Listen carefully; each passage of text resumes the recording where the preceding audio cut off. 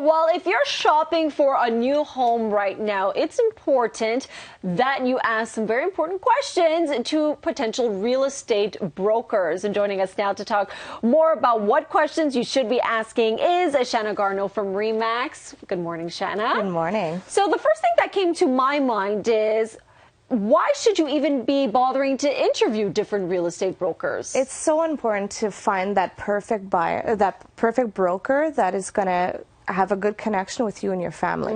I mean, I always suggest all of my clients, my friends and family, to interview at least 2 or 3 real estate brokers before going with one. Okay, very interesting. Well, that's a good first tip to begin with. Absolutely. Now you have some questions that should be top of mind when you're doing this. The first one is asking the broker how many buyers they have. Instead of asking the broker how many listings do you have, I highly suggest to ask how many brokers, how many active brokers are you working with?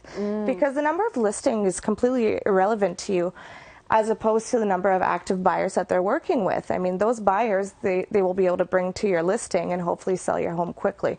So the number of buyers is so much more important than the number of listings that the broker has. Okay, then, I mean, once you start that relationship, you want to make sure that the broker is following up with you. So is that a question to ask to see how many times they'll actually follow up? Absolutely, because in real estate, no news is not good news.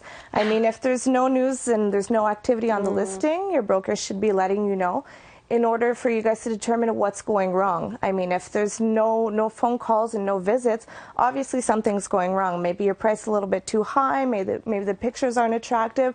So you need to be in contact with your broker quite frequently. And also, with when you have a visit, you want to make sure that you have the feedback from the buyer's broker. Absolutely. Okay, the next question is, and this one's interesting, do you hire a professional photographer? Why is this? Why can't we just take it on the iPhone? In my books, professional photography is an absolute must. It's the least that you can offer to your clients is to pay for a professional photographer and to come take the listings. 80% of the buyers are online now. So, I mean, the pictures are your first impression. If the pictures are not attractive, then you're going to miss out on a lot of potential buyers. And that brings us to the next question, asking the broker how active they are on social media. 2016. I mean, social media is such a huge impact on people's lives. It's such a huge visibility for the brokers for your listing. I mean, why not take advantage of something that's so used? And I mean, it's a free marketing tool. Why not take advantage of it? Yeah, absolutely. And last but not least, we don't have much time left, but ask them how much they think the home should be listed for before telling them how much you want to get for it. Absolutely. Every real estate broker should come prepared with a full market analysis that should give them a good idea of how much to list your home at.